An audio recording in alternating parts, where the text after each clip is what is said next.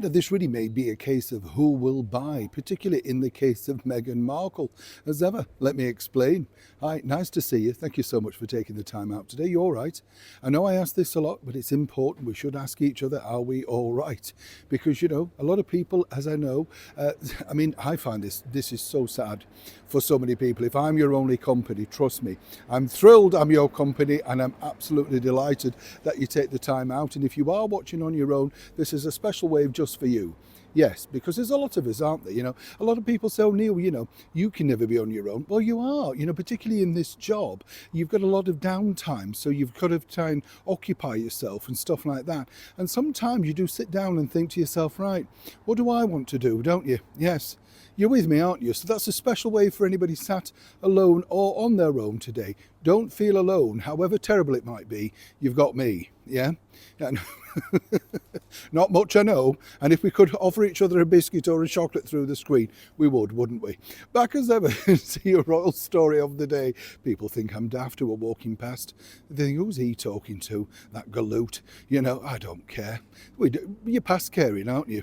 A little bit like some might suggest, of course, Meghan Markle sending around those baskets of jam with lemons round them and all that sort of stuff. It's become a sort of comedy thing, really, isn't it now? Because when you think about it, it is one of those things where you would say to yourself, what are you trying to do? What are you trying to achieve? And as we've said to you before, the downside to all of that is you really do have to have a better plan.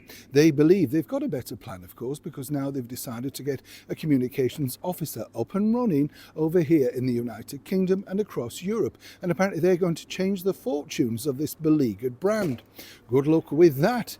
But what's interesting is the other day, as you now know, the royal shops, Buckingham Palace, Windsor Castle, everywhere basically where there's an historic royal palace, they sell everything, as we know, including these beautiful organic jams, marmalades, cuts, preserves, that sort of stuff. Now, they've been accused of trolling, and that's a modern word, bullying Meghan Markle online by putting out an ad on social media. They do it all the time. There's nothing new in that, so again, people are jumping on the top of that. But what's interesting, I can tell you first, an exclusive here on the show, is that, well, her team, and as ever we have to say allegedly, are very keen to see if the shops would be keen to reciprocate. Yes.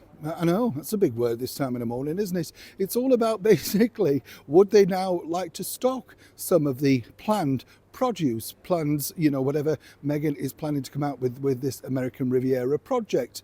Now, apparently, according to a very well-placed source who's the head of communications for that particular brand, they were left slightly dumbfounded. And the problem is this, you see, all of the profits from the Royal Historic brands go to charity.